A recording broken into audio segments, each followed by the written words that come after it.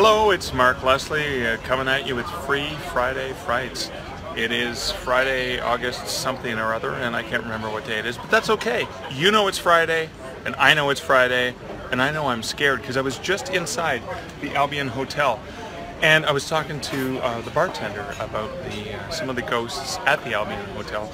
The most famous ghost from the Albion Hotel is the ghost of Howard Elliott, who in 1897 got into a duel with his brother. He got into a fight with his brother. Now Howard Elliott, like me, enjoyed his beverages. He enjoyed a few drinks together. It was 1897. Harvey Elliott, not Howard Elliott. Harvey Elliott had a little bit too much to drink, and he was got into an argument with his brother Fred. Fred, that's right, I'm getting that correct. And he was restrained, but he broke out of his restraints. He was so angry. He went and attacked his brother, and his brother said, "Do not do this. I'm going to shoot you." His brother pulled out a pistol and he shot him. Of course, after Fred shot Harvey, he was upset, he was sad. They dragged him inside, tried to see if they could save him, but he died on the spot in the hotel. And Harvey allegedly haunts the bar. Now, we heard two really intriguing stories about Harvey in the bar. A lot of things. He plays tricks on the bar staff inside of the Albion Hotel here, and I'm just going to pan along so you can kind of see. It is still a hotel, and while we were there, they sold the very last room for the night, so we can't stay here. Too bad. We love staying in haunted places. But Harvey plays tricks on the staff, allegedly moving things around.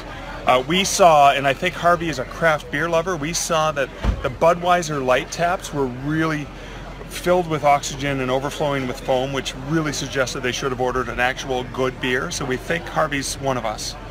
But the other thing that happened is the staff had talked about the phone ringing unexpectedly the other night, just a couple nights ago. And it would just ring for 5 minutes. They had already closed up for the night. They were getting ready to settle things down. And the staff had talked about the phone ringing. And there was this really strange and eerie voice on the other end. It could have been a really, really bad connection with the phone, but they heard this strange grumbling and mumbling. And then the other story we heard was related to the manager who was actually getting into a heated argument with one of the staff, again after the bar had closed for the night. And a knife flew from the stand where it was sitting across the room. They can't figure it out. The manager does not believe in ghosts, but can't explain what it was. The only explanation, of course, is that it was Harvey Elliott. And we're in the town of Bayfield, Ontario, which is a beautiful little town, picturesque town, just a wonderful spot at the Albion Hotel. And we were at the bookstore here earlier, and we were talking to the owner of the bookstore, wonderful woman. I gotta love book people, they're my kind of peeps. And she was sharing a story about how when she was younger, she was 5 years old, and they used to, because this is a small town during the Christmas season, when the whole family got together, they would actually use the Bayfield Inn, the Albion Inn here in Bayfield to stay.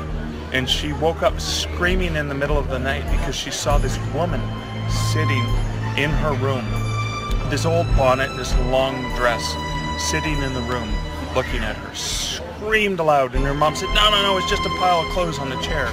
But she believes that there's no way I would have seen something that specific. It's one of many tales told about the farmer's wife that allegedly haunts the Albion Hotel here in Bayfield, Ontario. Again, this is Mark Leslie coming to you with Free Friday Frights. Thanks for joining me for these tales. You can read about this because I'm going to be writing about it later tonight at markleslie.ca/Free Friday Frights. Hope you have a fantastic Friday and a wonderful